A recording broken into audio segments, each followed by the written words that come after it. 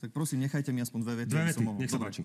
Ja si osobne myslím, že Smer a Hlas sú mafia. Myslím si, že prenechali políciu Bodorovcom. Myslím si, že Trošková, ktorá s Vádalom, ktorý bol odsúdený v Taliansku za to, že sú súčasťou mafii, bola veľmi blízko premiéra. Pamätáme si, prečo premiér Fico musel odstúpiť.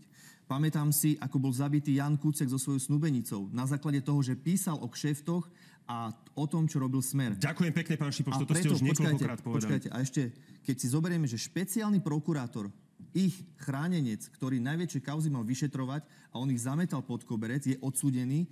Tibor Gašpar, ktorý je podpredseda parlamentu, bol predtým policajný prezident, svojho syna umiestni za šéfa Sisky. Tak o čom sa potom bavíme? Však mafia je mia familia. Organizovaný zločin, ktorý nám momentálne vládne. A to treba pomenovať.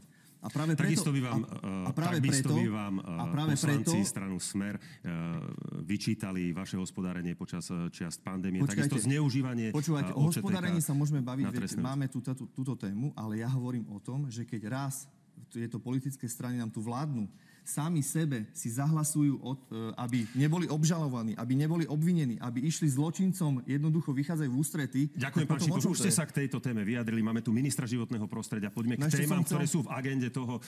Poďme k zákonu roka. Parlament totiž o štátnom rozpočte rozhodne. Boli, že úplné okno, nie je nič.